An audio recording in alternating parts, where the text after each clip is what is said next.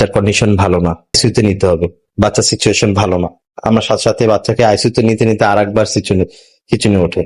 তিশার পাশের বাসার কুটনি ভাবির ছেলের অবস্থা খুবই খারাপ, বারবার খিঁচুনি উঠছে, এজন্য তাকে আইসিইউতে নেওয়া হয়েছে।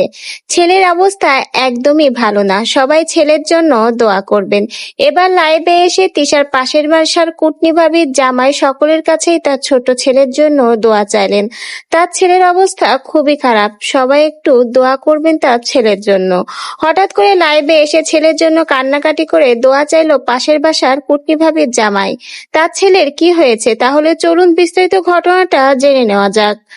তিশার পাশের বাসার কুটনি ভাবি যে সবসময় আখির পিছে লেগেছিল, এবার তার ছেলেই খুবই অসুস্থ হয়ে তাকে হাসপাতালে ভর্তি করা হয়েছে। ছেলের 2 দিন যাবৎ জ্বর ছিল, অনেক বেশি জ্বর হওয়ায় পাশের বাসার কুটনি ভাবি তাকে হাসপাতালে নিয়ে যায় এবং হাসপাতালে নেওয়ার পর ডাক্তার দেখে বলে ছেলের সিচুয়েশন খুবই খারাপ, এখনই তাকে ভর্তি করতে হবে। দ্রুতই তার ছেলেকে হাসপাতালে ভর্তি করা হয়।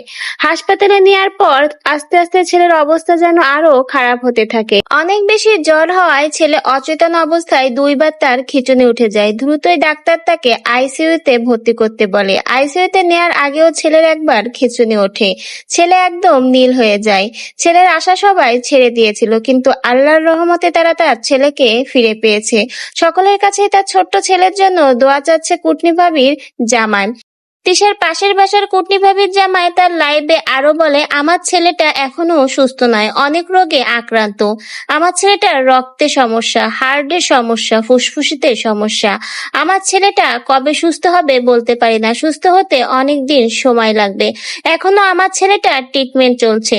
আমার ছেলের জন্য সবাই একটু দোয়া করবেন যেন আমার ছোট্ট ছেলেটা তাড়াতাড়ি সুস্থ হয়ে যায়। সকলের কাছে এই বলে কান্নায় ভেঙে পড়ে পাশের বাড়ির কুটনি ভাবির জামাই এবং লাইভে সকলের কাছেই তার ছেলের জন্য দোয়া চায়। কুটনি ভাবির জামাই তার লাইভে আরো বলে, সন্তান অসুস্থ হলে শুধুমাত্র তার বাবা মাই জানে তাদের কেমন লাগে। আমাদের 2 জনের উপর থেকে কি গিয়েছে আমাদের সন্তান অসুস্থ হওয়ায় তা কেবলমাত্র আমরাই জানি।